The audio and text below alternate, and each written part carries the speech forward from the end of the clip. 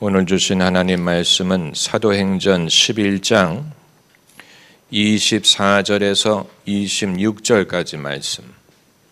사도행전 11장 24절에서 26절까지 우리 한 목소리로 읽겠습니다. 바나바는 착한 사람이요 성령과 믿음이 충만한 자라. 이에 큰 무리가 죽게 도하더라. 바나바가 사울을 찾으러 다소에 가서 만남에 안디옥에 데리고 와서 둘이 교회에 1년간 모여 있어 큰 무리를 가르쳤고 제자들이 안디옥에서 비로소 그리스도인이라 일컬음을 받게 되었더라. 아멘. 금요 심야 기도에 정기적으로 나오시는 분은 저의 제자입니다. 금요 심야 기도회는 제자 훈련하는 시간입니다. 수요 예배도 귀중하고 주일 예배도 귀중하지만 금요일에 시간을 내는 것은 정말로 특별한 것입니다. 반대로 저희 교회를 수년간 다녔으면서도 수요일이든 금요 기도회에 한 번도 나오지 않는 분들은 어떻게 저의 영성과 신앙을 배울 수 있을지 궁금한 것입니다. 어떻게 저의 영성과 신앙을 보고 배울 기회를 얻을 수 있다는 말입니까? 제가 GNC에서 목회하면서 후회하는 것 중에 하나가 주일 예배와 수요 금요 집회를 다른 방식으로 인도한 것입니다. 애초에 제가 그렇게 한 이유는 더 많은 사람을 얻기 위해서 그렇게 한 것입니다. 평소에 교회를 나오지 않던 사람이 부담을 느끼지 않고 주일날 설교를 듣고 신앙을 갖게 하기 위해 주일 예배를 누구든지 부담이 없이 참여할 수 있도록 하고, 그리고 더 뜨거운 은혜를 사모하는 성도들을 위해 수요일과 금요일을 은사 집회를 하는 것, 그건 애초에 제가 그렇게 결정하고 행한 것입니다. 그런데 저에게는 이 구도자적인 이 윌로우 크릭 교회라든가 이런 식으로 구도자들이 부담을 느끼지 않고 설교 말씀을 통해 하나님 말씀을 접하고 신앙인이 되게 하는, 그건 아주 중요한 전략이고 아주 효과적인 방법이에요. 그러나 저에게는 은사주의적인 신앙의 면모가 있습니다. 성령 세례를 받고 방언을 하고 예언을 하고 영어로 찬양하고 또 하나님을 하이 프레이즈, 깊은 찬양을 드리고 또 성령의 충만한 은혜를 사모하는 이런 면모가 저에게 있는데, 그렇기 때문에 이제 어떤 면모를 강조할 것이며 어떤 면모를 전면에 내세워서 목회를 할 것인가 하는 고민이 된 것입니다. 말씀만을 전해서 사람들이 말씀을 듣고 신앙을 갖게 하는 그 면을 전면에 내놓을 것이냐, 아니면 은사주의적이고 오순절적인 이 성령의 은사와 능력을 전면에 내세워서 목회를 할 것이냐, 저는 두 개를 다 하는 방법을 선택한 것입니다.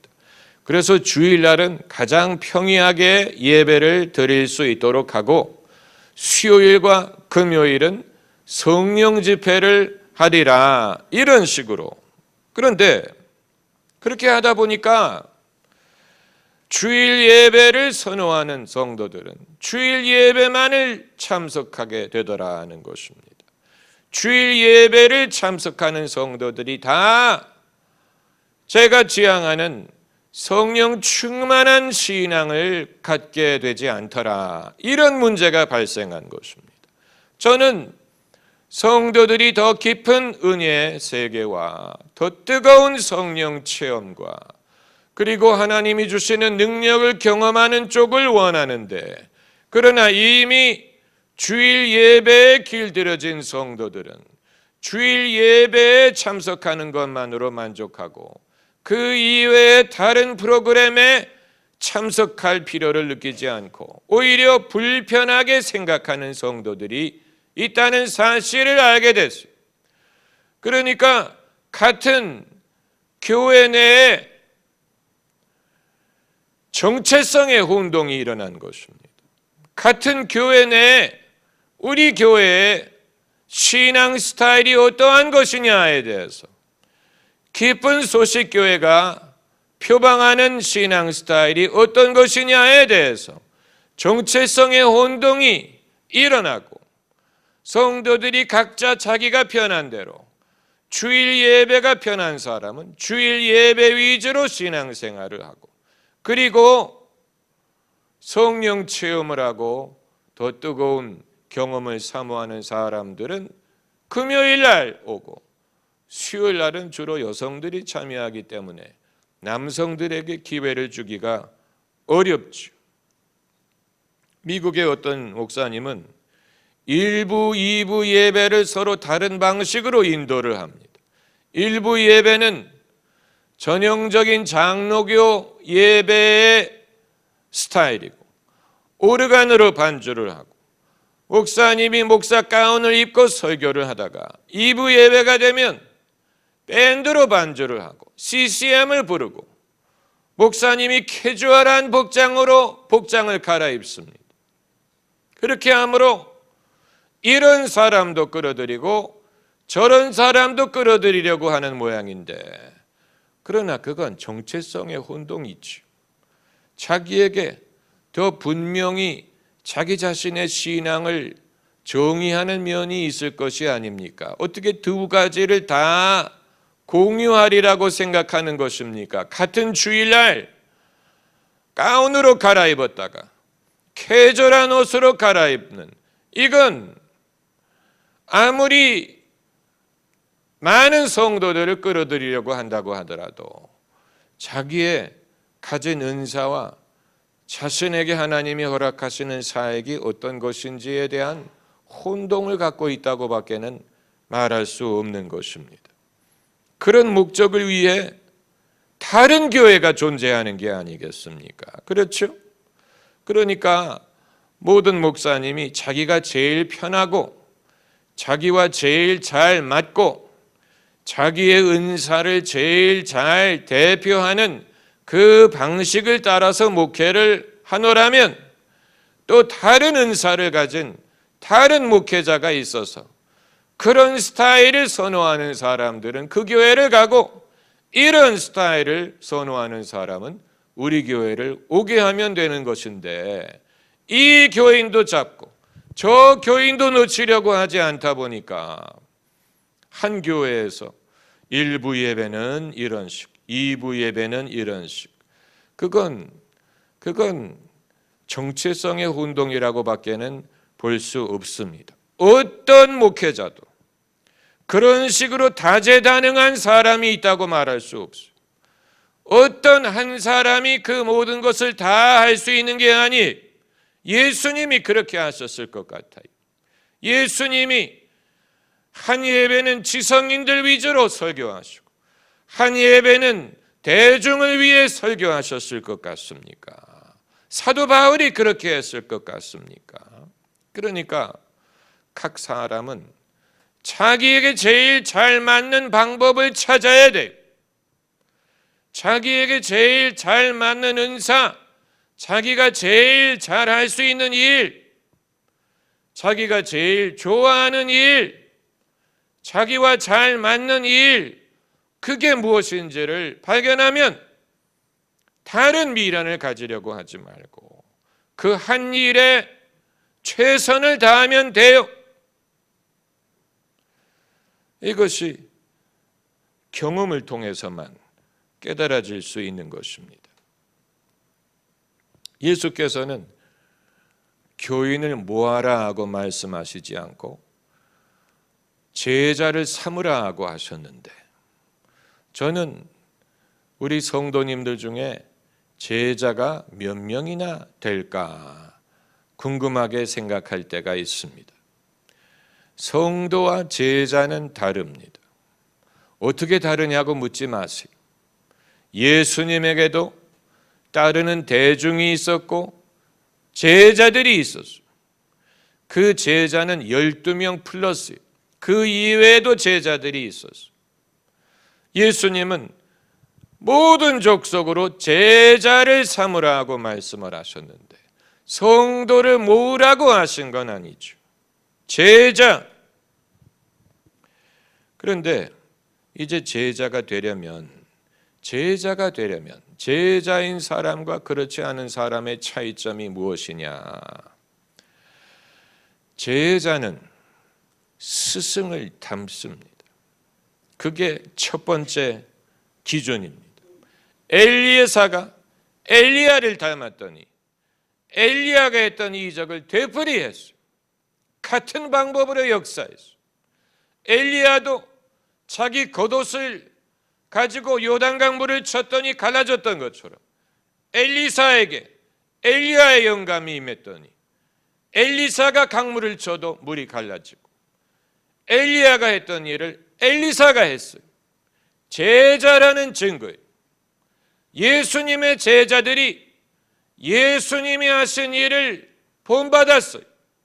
병자를 고치는 일, 귀신 내쫓는 일, 죽은 자를 살리는 일, 예수님이 하시던 일을 그대로 배워서 했죠. 제자라는 증거예요. 제자는 스승을 닮는 사람이에요. 스승을 좋아해야만 닮을 수 있느냐? 그건 별개의 문제예요. 그건 인간적인 차원이에요. 개인적으로 스승을 몰라도 닮을 수 있어요. 스승을 개인적으로 만나본 적이 없어도 한 번도 대화를 해본 적이 없어도 멀리서도 얼마든지 제자가 될 수 있어요. 왜냐하면 이것은 성령으로 말미암는 것이기 때문에 성령이 스승을 통해 주시는 은사를 제자가 받기만 하는데 개인적으로 받지 않아도 돼. 멀리서도 받는 것이 가능합니다. 많은 사람들이 혼동하는 것은 친분이 있어야 되는 줄로 생각하는데 친분과 제자는 별개의 문제.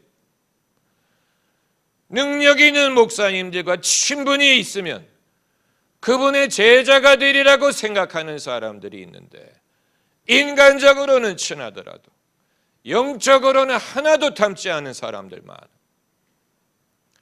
어느 교회에 목사님의 부목사가 되면 당연히 제자가 되리라고 생각을 하는데 부목사를 겪었더라도 제자가 되지 못하는 사람들 많아요. 그러니까 이건 영적인 것입니다.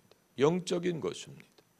성령이 스승이 되시는 것이고 그럼 성령이 직접 가르치시면 되는 게 아니냐? 아니, 성령도 스승을 통해서 가르치십니다. 모세라는 스승이 없었다면 이스라엘이 배우지 못했을 것입니다.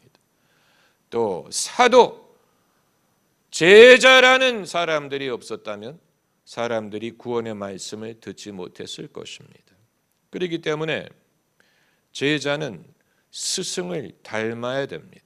다른 걸 닮는 게 아니에요. 무슨 성격을 닮는다든가 무슨 외모를 닮을 것을 말하는 게 아니고 신앙을 닮고 믿는 방법을 닮고 주님을 섬기는 방법을 닮습니다. 사역하는 방법을 닮습니다. 이 여의도 순복음교회를 스쳐간 부목사님들이 담임 목사리를 닮으려고 하다 보니까 전부 다 사투리를 닮아 말하는 방법이 닮아 하는 것입니다. 이런 식으로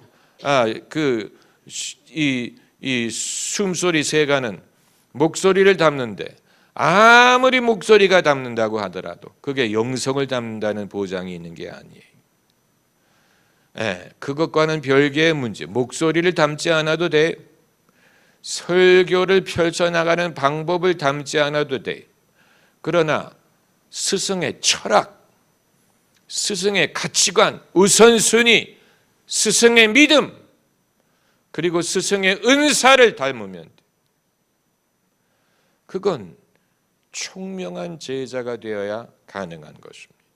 그렇기 때문에 제자가 되려면 둘째로 총명해야 돼요. 판단력이 있어야 되고 보는 눈이 있어야 됩니다. 스승이 지금 무엇을 하고 있는지, 왜 저걸 하고 있는지, 스승이 이 방법으로 무엇을 하려고 하는지를 볼 수 있어야 됩니다. 그건 총명함. 스승이 하는 이유를 알아야 됩니다. 저분이 처음에는 설교할 때 처음에는 말을 좀 더듬고 처음에는 단어를 찾기 위해 애를 쓰다가 성령의 기름 부음이 임하면 그때부터 설교가 흘러나오더라. 총명하기 때문에 그걸 보는 거예요. 나도 저렇게 할 수 있겠구나. 저분도 처음에는 단어를 찾고 할 말을 찾고 어떻게 접근할까를 찾다가 성령의 기름 부음이 임하면 그때부터 설교가 술술 흘러나오더라. 저분이 저런 식으로 성령의 인도를 구하시는구나. 총명하기 때문에 그걸 보는, 그걸 구별할 수 있어야 돼. 저분이 믿음을 이런 식으로 사용하는구나. 저분이 기도할 때 이런 식으로 믿음을 불어넣는구나. 저분이 기도할 때 이런 식으로 성령의 인도를 따르시는구나. 그걸 봐야 돼. 볼 수 있어야 돼. 수년 전에 어느 기도원에서 목회자 세미나를 할 때 신현균 목사님 강의가 끝난 후에 제가 기도를 받으러 나갔어요. 그런데 그분에게 기도를 청하는 사람이 저밖에 없었어요. 저 혼자 나가서 신현균 목사님에게 안수 기도를 해달라 그랬더니 그분 첫 대답이 나 지금 바쁜데 시간이 없는데. 그러나 그 다음 순간에 그분이 저를 향해 돌이켜서 안수 기도를 해 주었어요. 그건 당연히 처음에는 인간적인 차원에서 누가 기도해달라고 하면 귀찮지. 누가 뭐 해달라고 하면 귀찮지. 그분도 그걸 느끼는 거예요. 그렇기 때문에 육신으로 대답한 나 시간 없다. 바쁘다. 그러나 다음 순간에 성령의 감동을 쫓아서 기도할 마음을 얻은 거예요. 그러니까 그 짧은 경험이지만 저분도 저런 식으로 성령의 인도를 따르는구나. 배울 수가 있는. 많은 목회자들이 그러합니다. 기도 부탁을 하면 처음부터 해주겠다는 사람 별로 없어요. 대부분이 바쁘다 그래요. 대부분이 지금 늦었다 그래요. 그런데 그 다음 순간에 성령이 인도하셔서 기도를 해주는 사람들 많습니다. 그러니까 이런 걸 통해서 깨달아야 돼요. 저분도 저런 식으로 성령의 인도를 따르겠구나. 저분도 첫 반응은 인간적인 반응이, 인간적인 차원에서는 귀찮죠. 누가 기도해달라고 그러면 귀찮죠. 나 지금 피곤해 죽겠는데 지금 1시간 설교했는데 이제 설교할 때는 은혜 못 받고 이제 와서 기도해달라고 하냐. 인간적으로 반응함. 그게 정직한 것입니다. 그러나 그 다음 순간에 성령이 감동하시면 기도할 마음이 생기고 기도할 수 있는 기름 부음을 얻습니다. 그러니까 스승으로부터 배우기 위해서는 총명해야 돼요. 총명함. 예수님이 12 제자를 뽑으실 때 총명함을 기준으로 삼지 않으셨겠어요? 총명함만 가지고는 안 되지만 만약에 미련한 사람을 선택한다면 우리 가운데는 미련한 사람이 없지만 신앙은 좋은데 미련한 사람, 아주 위험한 사람. 신앙은 좋은데 미련한 사람, 아주 위험하고 아주 거치장스럽고 아주 무거운 짐이 되는 사람. 신앙이 없으면 차라리 몰라. 신앙은 신실한데 미련해. 판단력이 없어. 자기 소신이 강해. 그런 사람은 무엇을 가르쳐도 배우려고 하지 않습니다. 자기 고집이 너무 셉니다. 자기 주장이 너무 강해. 자기 의의가 강해. 그런 사람은 많은 세월이 지나도 배우지 못합니다. 그 이유가 본인에게 있어요. 본인에게 있어요. 그걸 깨달을 수 있다는 것이 얼마나 필요한 것인데. 그리고 이제 세 번째는 제자가 되려면 스승을 따라야 됩니다. 스승을 닮아야 되고 또 총명해야 되고 스승을 따라야 됩니다. 우리 옛말에는 스승은 그림자도 밟지 말라. 그게 무엇을 뜻하시는지는 잘 모르겠어요. 그런데 성도들 중에도 목사의 그림자도 밟지 않으려는 사람들이 있어요. 어려워하고 괜히 어려워하고 뭐 식사할 때 앞자리에 앉으면 괜히 어려워하고 한마디씩 합니다. 목사님 앞자리에 앉았다고. 앞자리든 옆자리든 윗자리든 아랫자리든 무슨 상관? 그게 무슨 상관? 앞자리와 옆자리의 차이가 뭐예요? 얼굴만 돌리면 바뀌는 거. 그게 뭐가 중요해?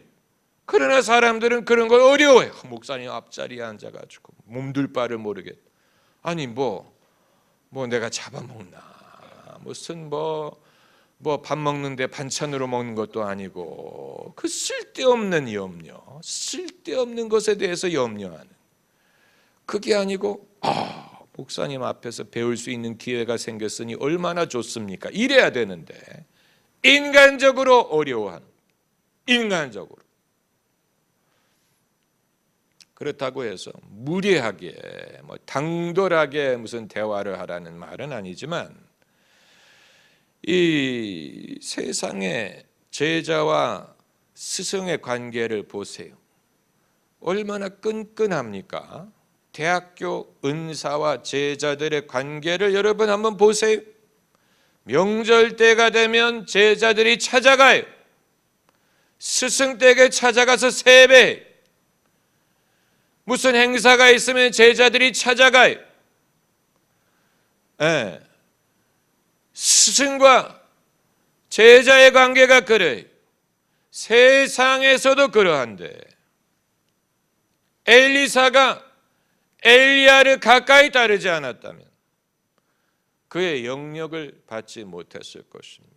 엘리야의 영역을 사모하는 선지자들은 많았어요. 그런데 그들은 전부 다 요단강 건너편에 있었어요. 엘리사만 쫓아갔어요. 쫓아서 요단강을 건너갔어요. 그건 자기의 스승에 대해서 그만큼 애착이 있고 따랐기 때문에 그런 것입니다.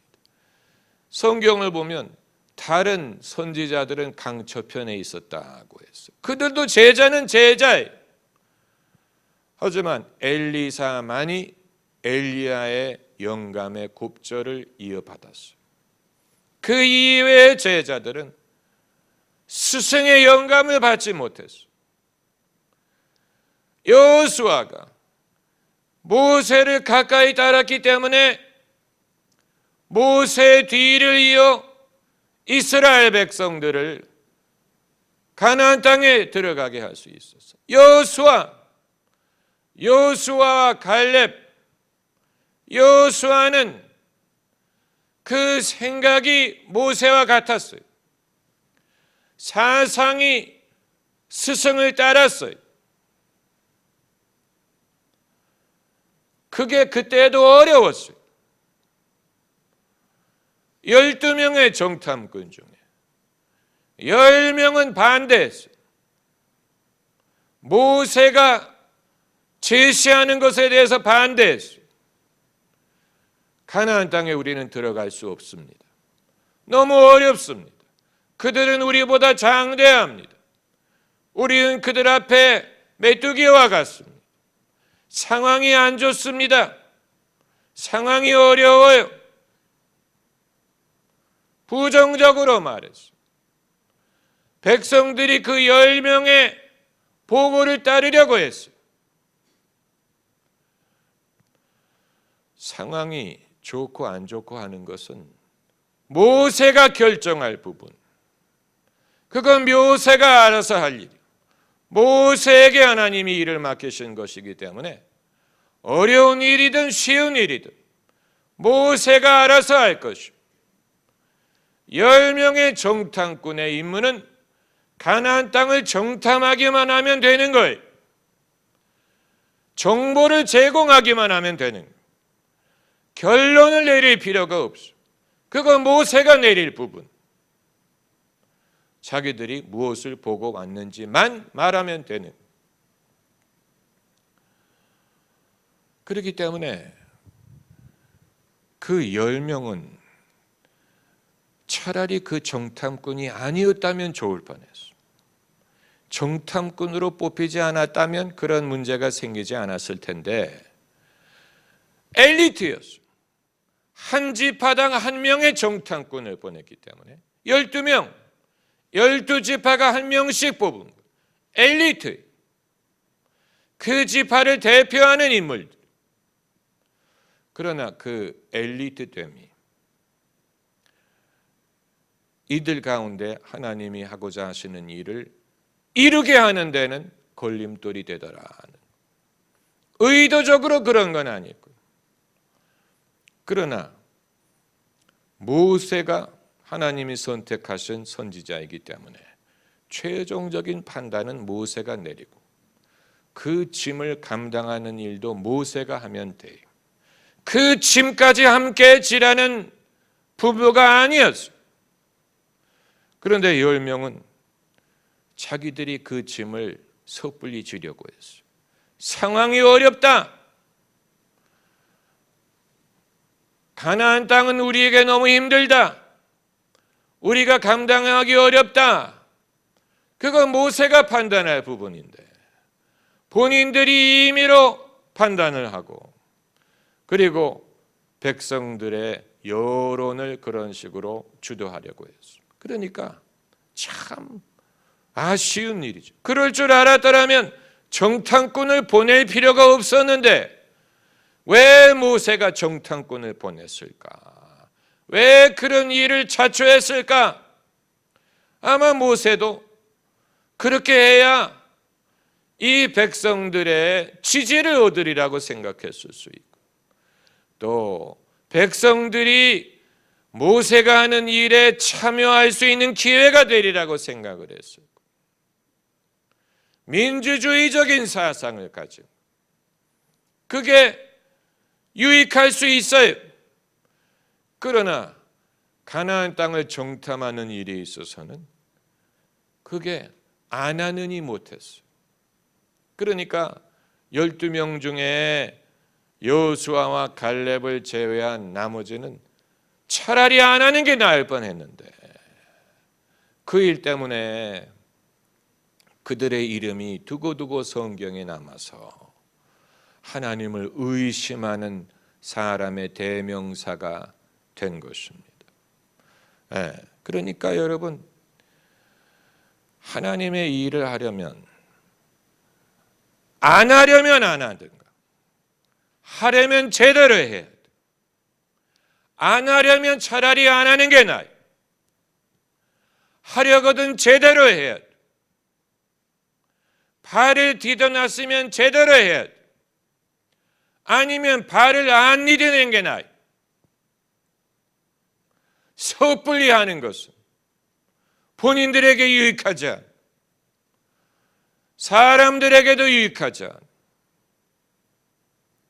하나님이 하고자 하시는 일을 가로막아요.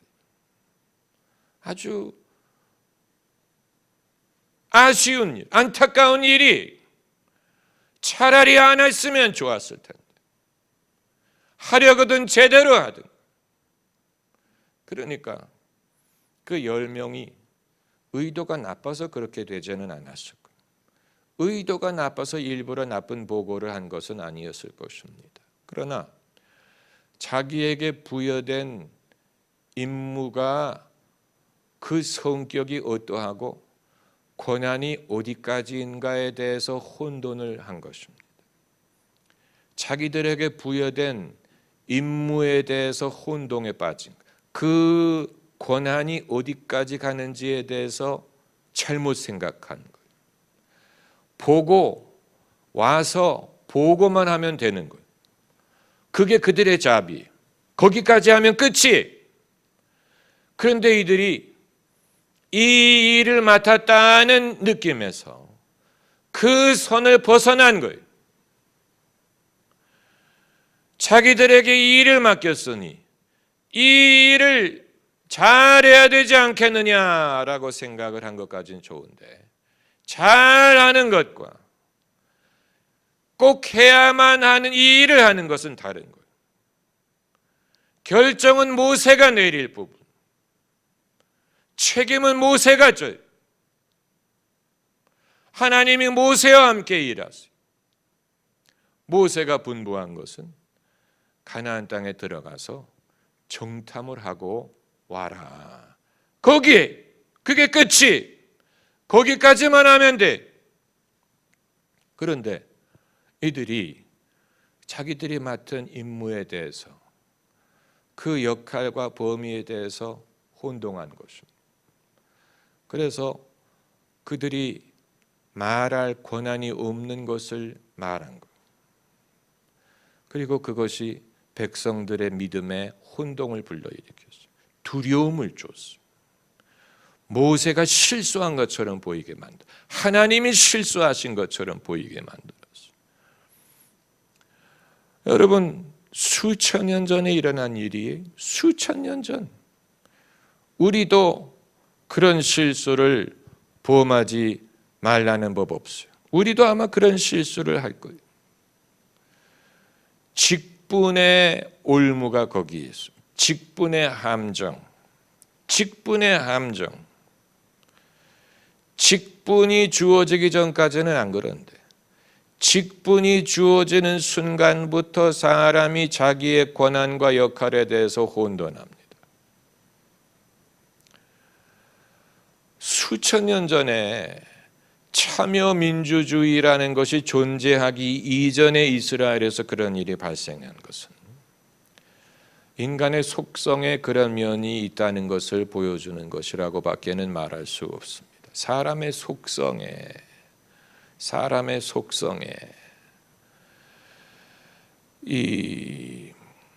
그 부분에 대해서 우리가 좀 더 연구할 수 있다면, 왜 그 10명이 그렇게 했으며 모세가 거기에 대하여 어떻게 생각하고 어떤 식으로 대처하기를 원했는지, 여기에 대해서 우리가 좀 더 연구할 수 있다면 큰 도움이 될 것입니다.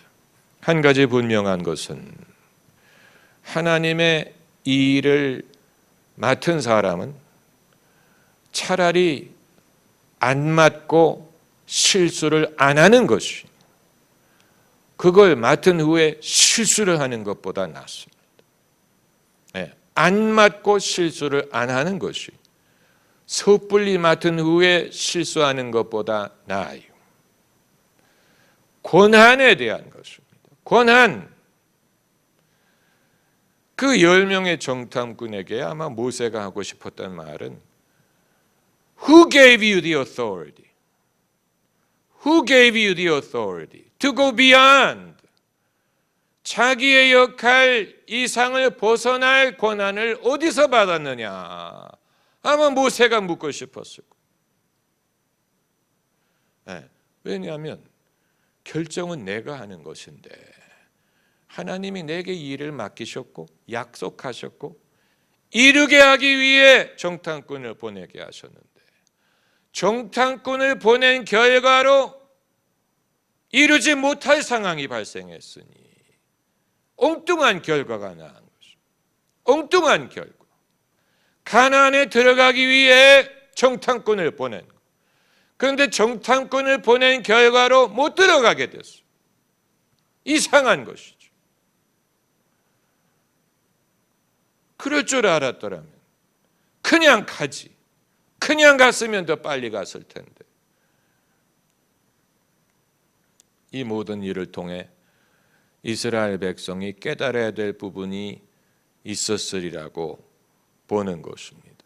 이스라엘 백성이 신앙에 대해서, 하나님을 믿고 순종하는 것에 대해서, 그리고 백성들 앞에 영적인 리더가 되는 것에 대해서 배울 수 있는 기회가 되었으리라고 봅니다. 노예 시절에는 그런 기회가 없었어요. 종일 때는 그런 기회가 없었는데 해방을 얻은 후에 이제 자주, 자립, 주도적인 역할을 하게 하기 위해 하나님이 이들에게 기회를 주신 거예요. 옛날에는 주인이 하라는 대로 했는데 이제는 자립했으니, 자유를 얻었으니 스스로 판단하고 스스로 결정하고 책임을 지라, 이런 의미로 이 기회를 주셨으리라고 봅니다. 그런데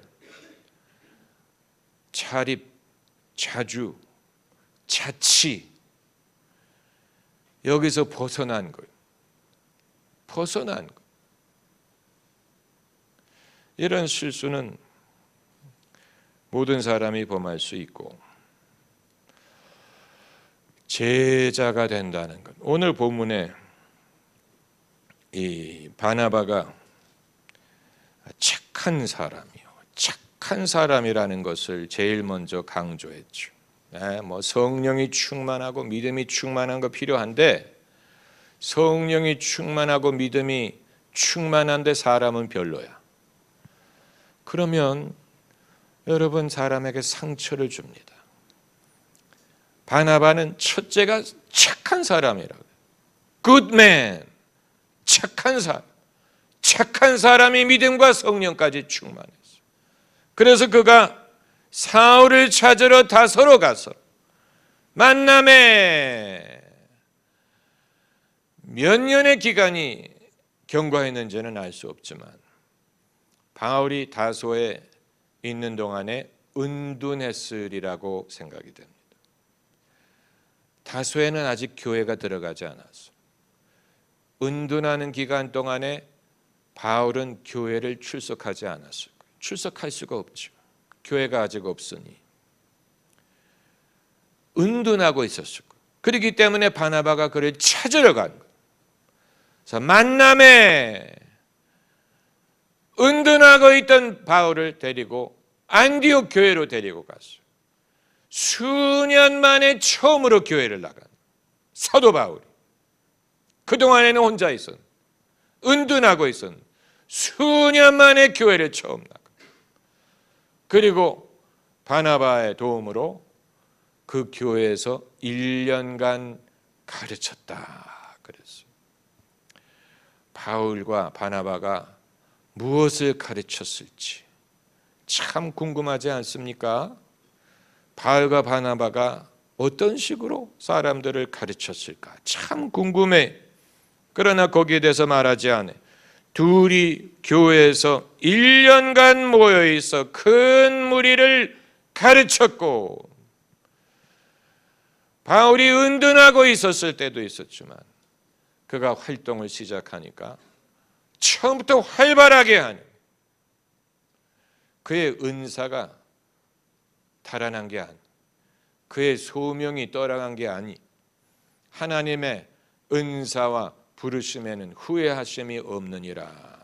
그렇기 때문에 수년 동안 교회도 나가지 않고 은둔하고 있었지만 교회에 나가서 사역을 시작하니까 하나님이 주신 능력이 그대로 나타나는, 그래서 두 사람이 큰 무리를 가르쳤고, 이후에 13장을 보면 안디옥 교회에 선지자들과 교사들이 있으니, 그 교사라는 말은 박사라는 말이 doctor, 프랑스 성경에는 doctor라고 되어 있어요. 이 그냥 교사가 아니고 바울은 이미 가말레알 학파에서 많은 공부를 한 박사예요.